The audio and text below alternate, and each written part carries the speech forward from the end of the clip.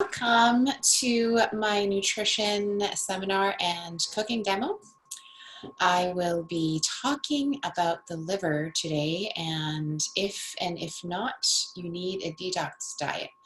So the liver is so important to us. It is one of the larger organs in our body, and it really has so many different things that it does to keep us alive. And it's also one of the most lenient organs too. So if you cut some of the organ off, like some of the liver off, it actually can regenerate, which is kind of cool, right?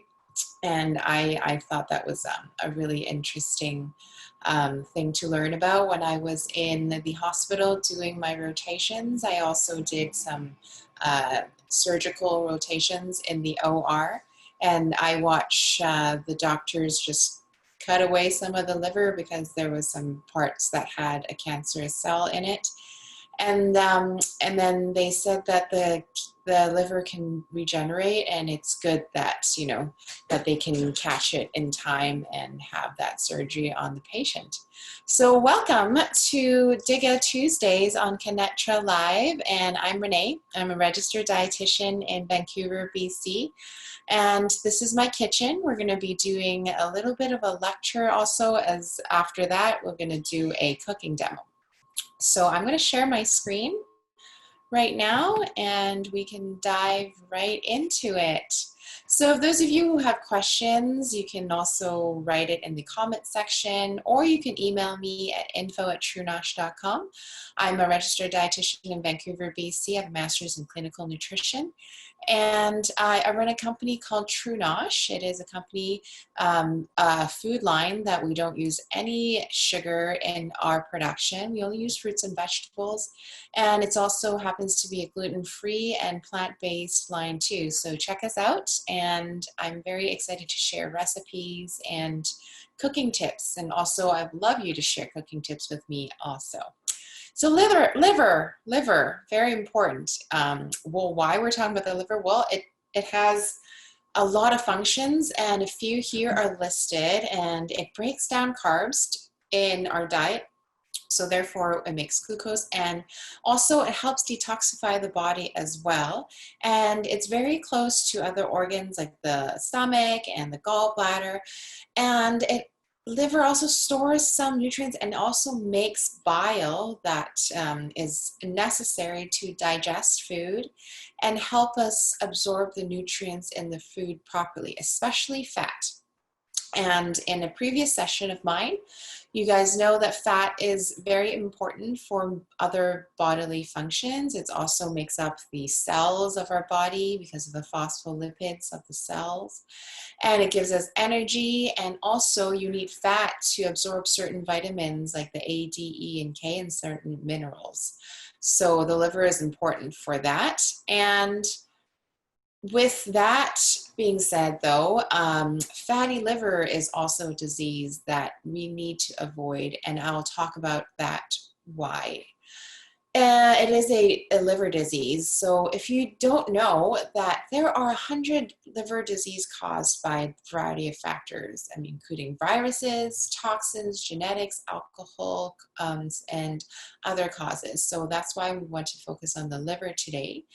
And non-alcoholic fatty liver disease, so liver disease that is accumulated fat in the liver, is usually common, and it affects about 7 million people. That's a lot of people. And that also liver failure, the biliary atresia, is a liver disease, and it can cause liver failure in children, and it's one of the leading causes, which is scary. Some drugs like acetaminophen, which is the common Tylenol, if you eat too much of it, it can actually cause acute liver failure, which is not good. So you want to kind of take it in smaller doses, and try to see what other things that you can do before going in and into your medicine cabinet. Liver cancer is also one of the fastest rising and deadly forms of cancer in Canada. So liver disease, a lot of different things can happen. So you can get a virus, which is hepatitis. There comes in hepatitis A, B, and C. And then there's also different immune abnormalities in your body. Cancer can be caused in the liver. Alcoholism, so too much alcohol consumption, drug use, some types of diabetes, usually type 2 diabetes can cause liver disease, obesity, so if your BMI is over 30, you need to be careful, and genetics. So liver is vital for your overall health. And any dysfunction really can lead to disease and metabolic disorder and even can cause diabetes. So some symptoms that you want to be mindful of, and if you do have these symptoms and they're ongoing, you do want to seek out your doctor or go to the emergency. Depends on how painful and how uncomfortable it is, right? So one good symptom of something wrong with your liver is your eyes and your skin can appear more yellow than before. So this is a term called jaundice. And your liver just basically can't excrete the toxins, and the bile builds up and your skin and your eyes look really yellow.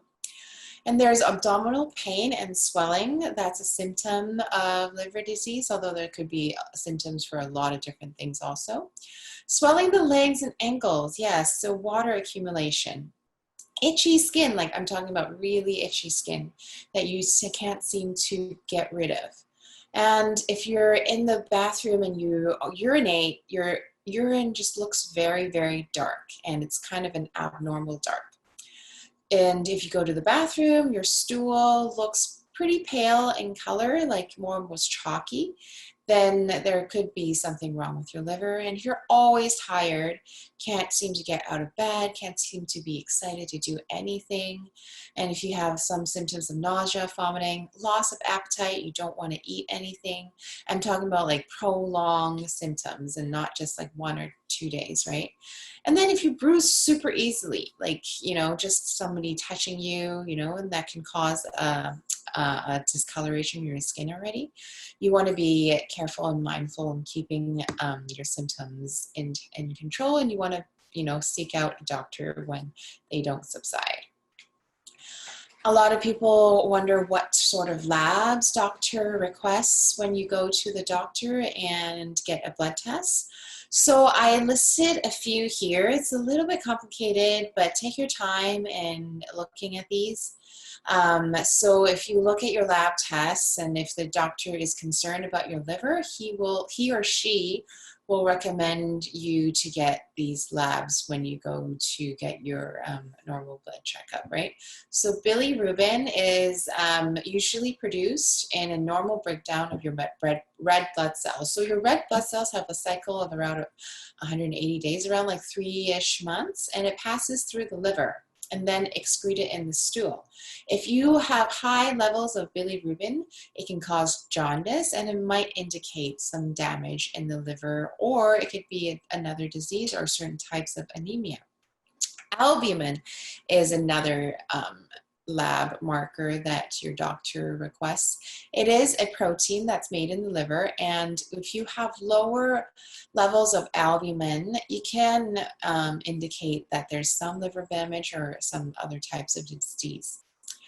Prothrombin time, or another term called INR, your international normalized ratio. It means that you want to see how long it takes for your blood to clot.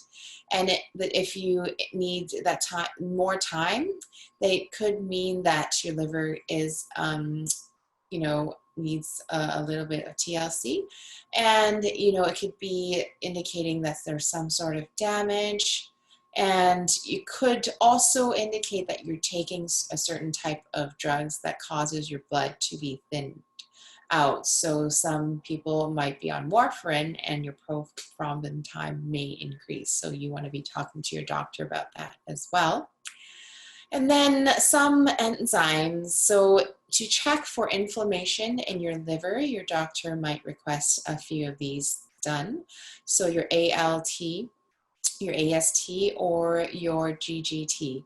So these indicate a problem in metabolic functions of breaking down protein into amino acids to create energy or for other bodily functions. And AP, which is alkaline phosphatase, may indicate a blockage of some bile ducts also. All right. So how do you prevent liver disease with nutrition? So these are a few tips and things that you can follow. And it's just really good for, you know, a healthy person also to prevent disease later on in life. So drink alcohol in moderation. For healthy adults, 1 drink a day for women and 2 drinks a day for men is considered moderation. And if you are, you know, a heavy drinker or a high risk drinker, that means, you know, someone who is drinking more than 8 drinks a week for women or more than 15 drinks a week for men. And if you do exceed those numbers, you want to be careful and try to kind of lower that amount of alcohol. Maintaining a healthy weight, super important, right? Obesity can cause a lot of things, including fatty liver disease. And when fat accumulates in your liver, it makes it really hard to work and it can't excrete toxins, and you know, you build up all these different types of toxins in your body, and it's just really not a good thing. So maintaining a healthy weight can help with preventing liver disease. And then also keep your food safe, right? So make sure you wash your hands before you eat and when you're cooking foods. And if you're traveling, well, obviously now we're in a pandemic and we can't really travel in different countries, but when you are, you know, eating out, try to, you know, not drink contaminated water and wash your hands and brush your teeth with, you know, bottled water when you're going to a different developing country. And always try to cook your food to temperature, especially with eggs and meat, right? And those of you who've taken food safe class know that you need to reheat certain foods to 74 degrees Celsius or 165 degrees Fahrenheit.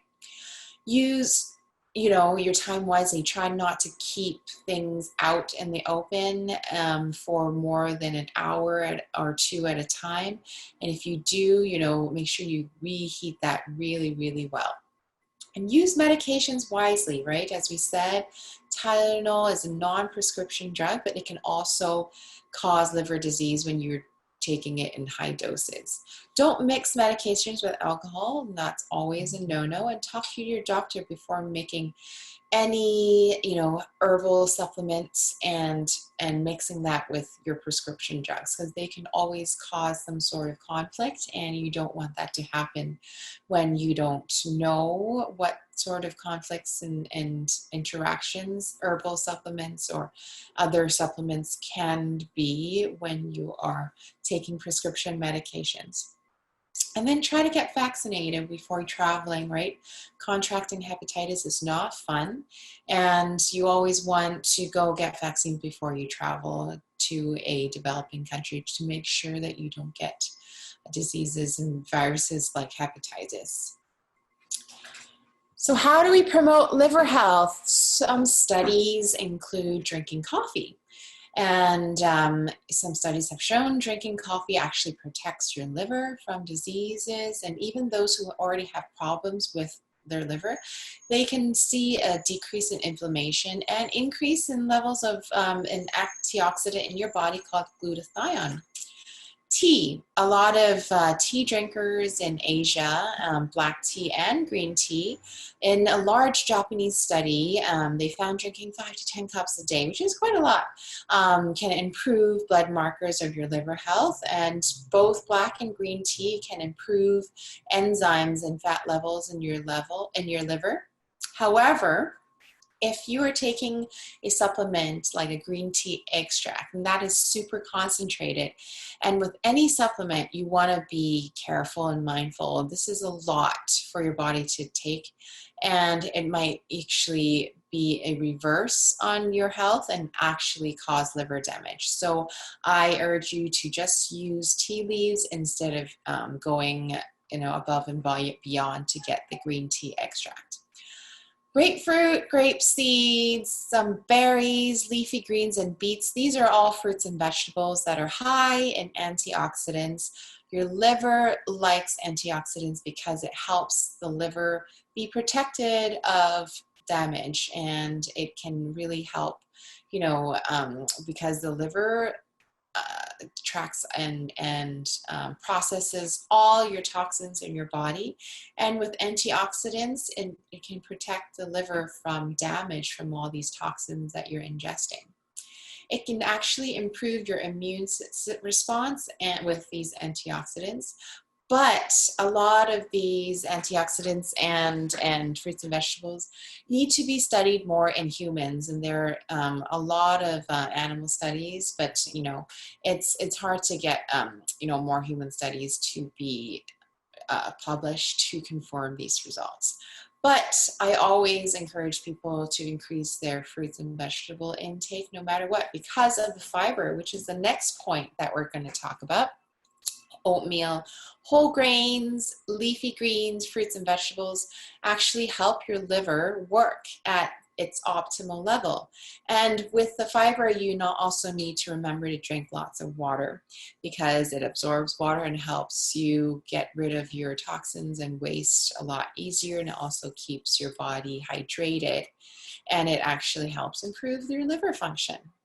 Fatty fish, just like salmon, with your omega-3s, your olive oils, which is your polyunsaturated fats, your vegetable oils, as well as nuts and seeds. And these actually decrease the levels of fat in your liver, which may make you think that it's the opposite, because these are fats. But these are good fats, and they process in your body a little bit more different than saturated fats or trans fats. And it actually increases blood flow and improves liver enzymes levels. So nuts also have vitamin E, which is a natural antioxidant.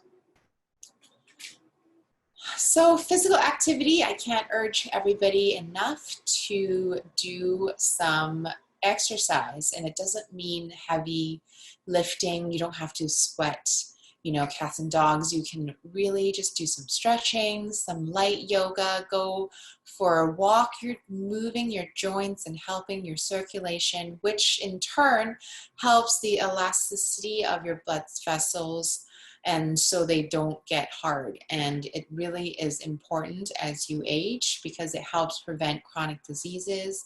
It helps promote insulin sensitivity, decrease your chances of getting diabetes, and it also protects against obesity.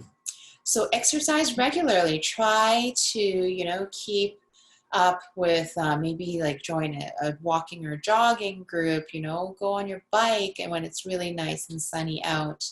It improves also mental health, and in general, your kidney and liver functions actually help with increased regular exercise. All right.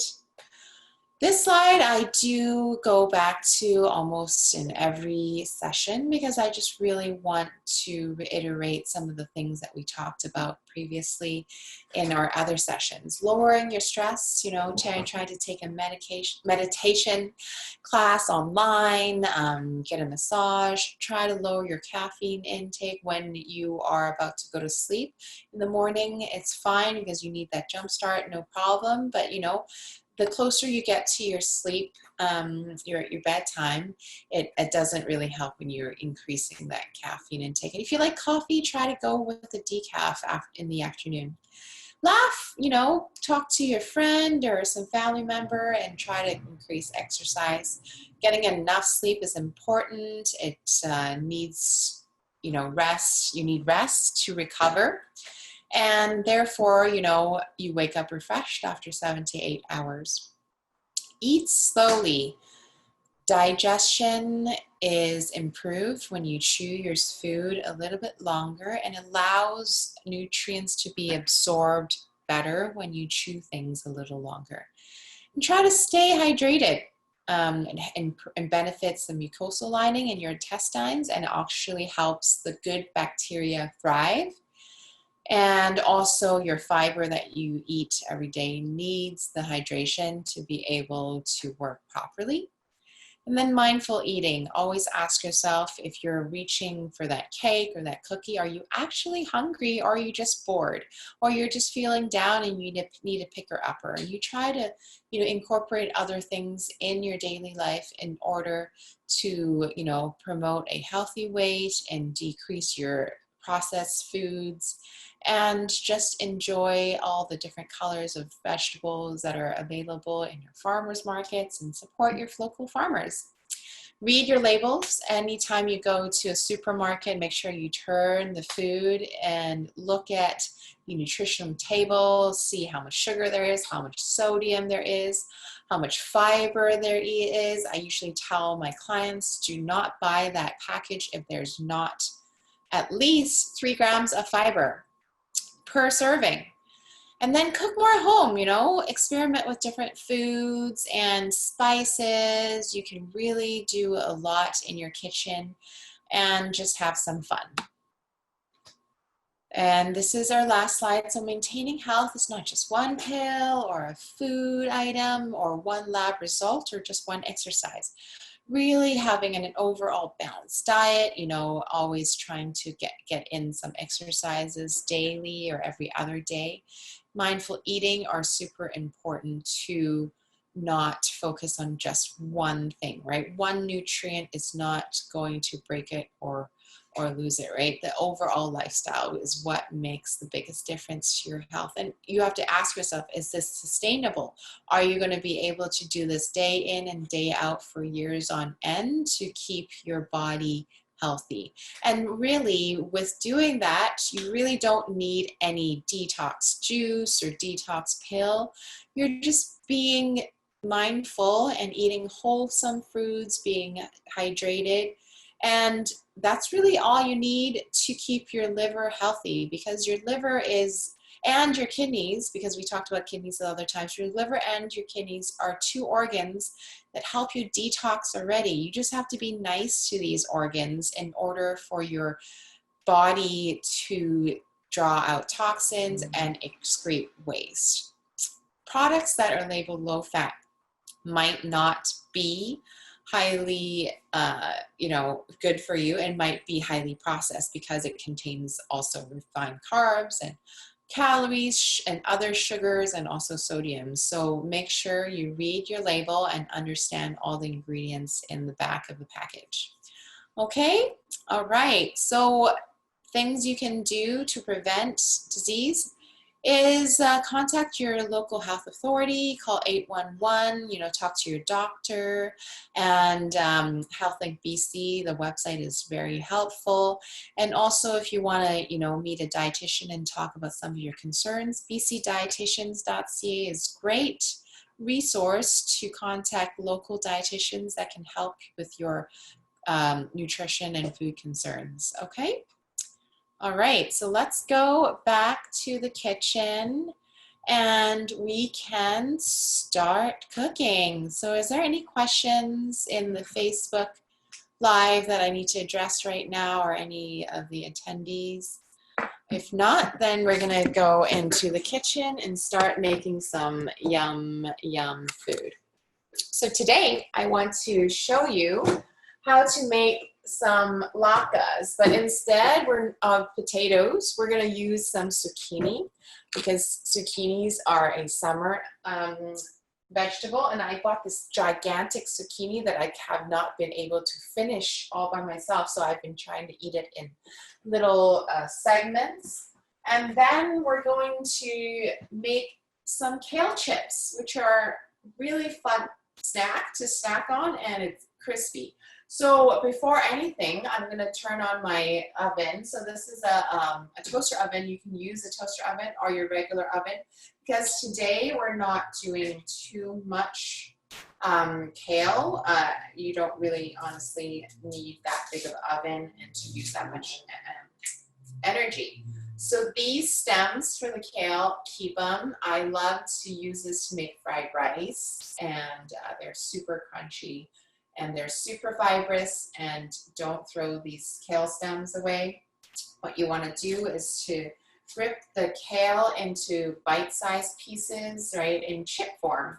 And kale chips are great to snack on in lieu of chips, and you can basically add any flavor to it. So I'm gonna just rip the leaves off, and they come off quite easily.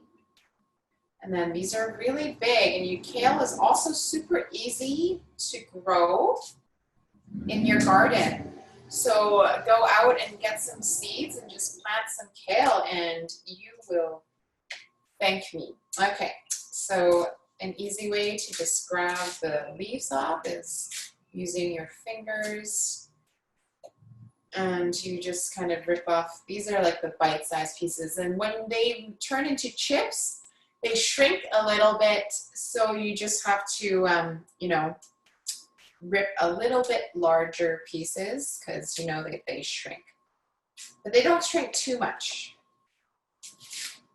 Okay, so I have a bunch of leaves already ripped, and now I'm going to put on some seasoning, and you don't actually exactly need any salt. You can if you want, if you don't have heart disease, but I'm going to put it in a mixing bowl. And what I'm going to do is use some garlic powder and a little bit of pepper. So I'm going to put some pepper in here. And then I like to add some chili lime powder. So I got this in a grocery store. You can make it chili or not. It doesn't matter if you like spicy. You can use a lot more. So this is the garlic powder. This is local BC garlic. If you ever go to the farmer's market, a lot of locals are growing garlic, which is great. So I have also some sesame oil.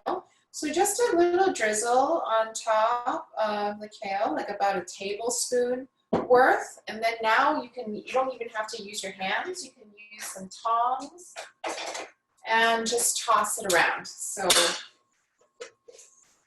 make sure you get your kale all drenched with a little bit of oil and garlic powder and chili powder, as well as a little bit of cracked pepper. And the oven is actually preheated at really low temperatures, about 200 degrees Fahrenheit, which is about 95 degrees Celsius. Okay, and you want to keep it in the oven for about an hour or two, and then it's going to get crispy because it draws out all the water from the kale leaves. And then you can store it in an airtight bag, and you can snack on it throughout the day. So I have a pan here, and I lined it with some parchment paper. And then you're just going to put the kale on top of the parchment paper. You can line this side by side. You don't have to be too meticulous about where the kale lands.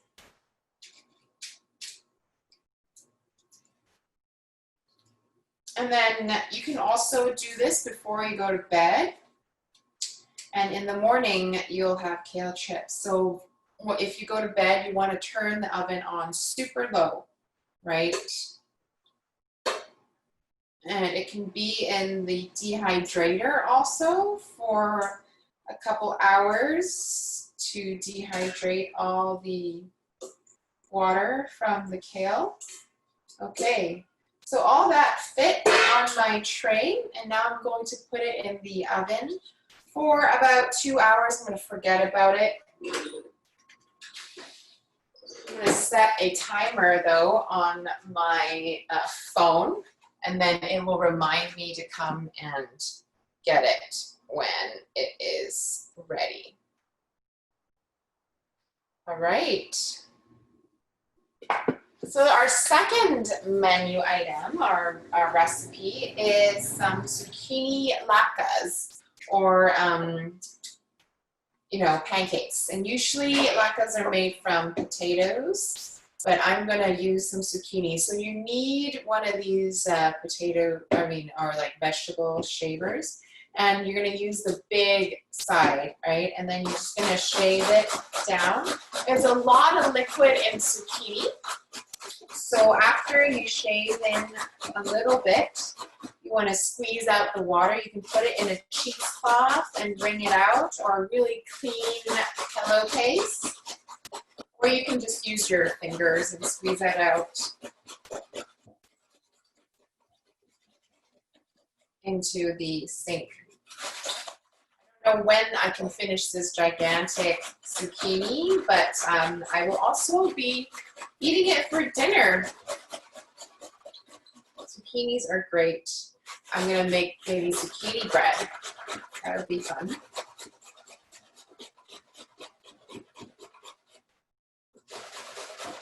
Okay, so this is a good side dish to serve with your barbecue, because a lot of people barbecue with a lot of meats and protein, and people crave vegetables also in the summer season, and zucchinis are great to serve up with your barbecue when you do that at home.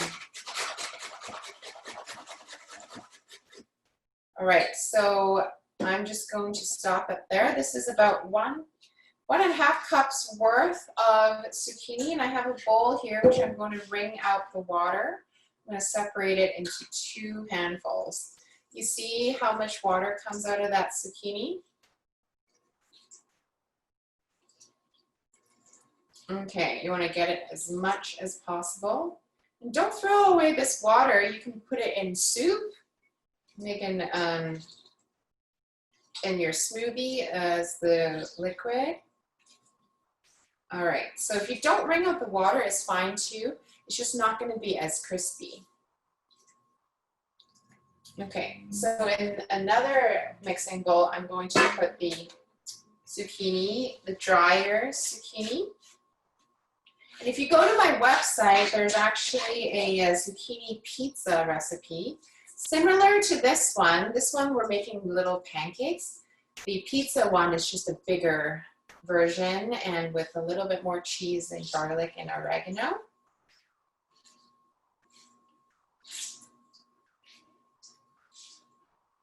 Okay, so I got about like half a cup of liquid out of that handful of zucchini. And then now I'm going to wash my hands. And we're going to make some pancakes.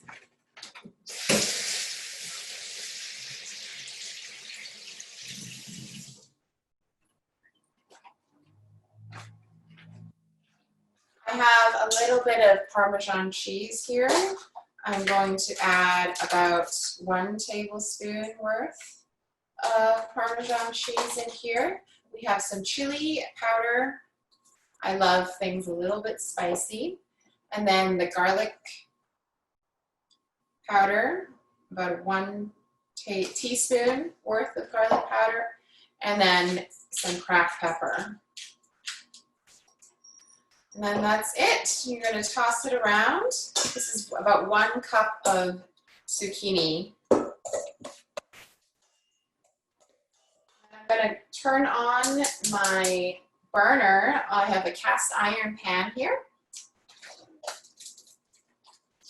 You just want that to be a little bit warm, and then we'll add a little bit of oil to the base of it. So if you have a nicely seasoned pan, you don't need that much water. Okay, so I'm going to swirl around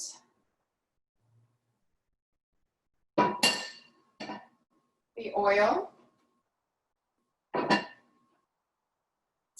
And then we're going to make about 4 pancakes from 1 cup of zucchini. You just want to use your hands, or 3 or 4. It depends on how big you want it, right? The flatter the pancakes are, the crispier it'll get. And then I love the melted cheese that melts around the zucchini. And here you go, this is a pancake, and you're just going to plop it down on the bottom of the pan, and you want to push it down I will show you close up what I'm doing after I make these pancakes. And I'll bring you to the stove.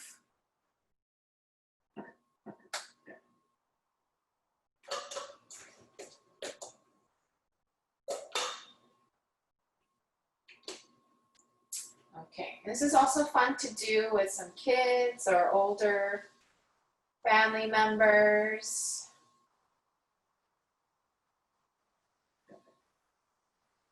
Okay, I'm gonna wash my hands again.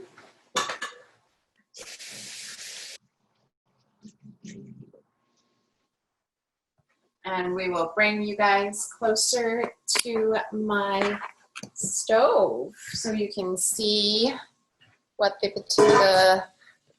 zucchini latkes look like. All right, so they're sizzling away. And in the meantime, I'm gonna get a spatula. And once they get nice and golden on one side, you can flip them on towards the other side. And then you can eat this either with a salad dressing or a tomato sauce. We've made a couple of dressings together. We also made some mayonnaise in one of the earlier cooking demos that we've done. So go ahead and review some of the different episodes on ConnecTra's video library.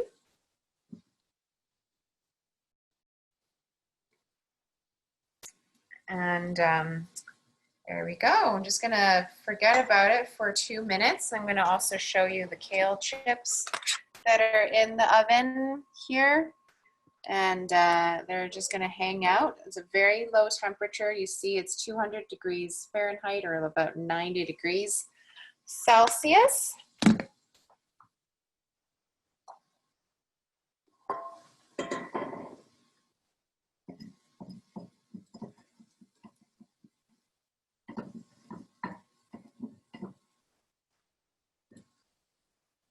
Zucchinis are about 90% water also, so it gives great hydration, and there's also fiber and chlorophyll, which is a green antioxidant on the outside of the skin.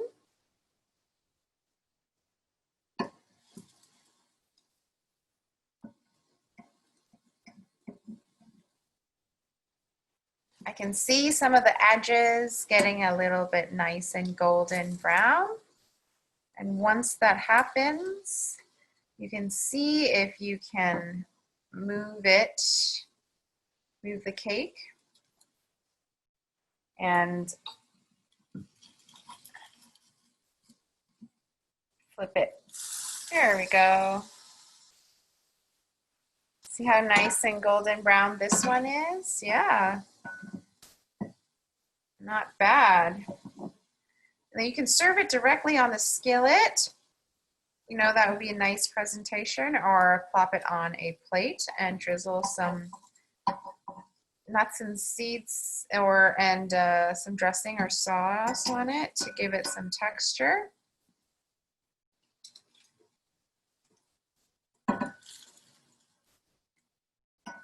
And you can also freeze these after you cook them and bring it out whenever you want and just put it in the toaster oven or the oven.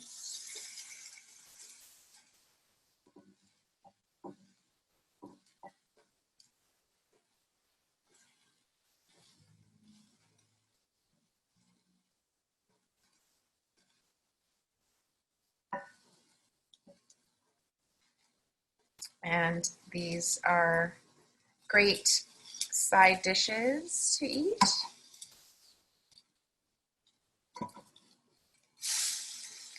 All right, so we flipped all 3 of these guys. And all we really need to do is make sure the other side cooks through. and we can serve it. So I hope you guys enjoyed today. I'm going to turn it down a little bit just to make sure that I don't burn this guy, and we can see how the kale is kind of coming along. It's wilted a little bit and it's going to continue wilting, but it's going to get crispy after all the water has been drawn out of the kale, and it'll become crispy. You can also store it with a little desiccant package. I usually keep some of the desiccant package in like some crackers that they you know, have in the store, and then you can store your kale chips inside the Ziploc bag with a little desiccant package. And you'll have kale chips for a long time if you keep doing this day in and day out. You will forget about the potato chips and start loving kale chips. Any other questions from Facebook? I don't think so, no. No, okay, cool. So I'll check out the latkes one more time, and if there's no questions for a minute, that is it for today.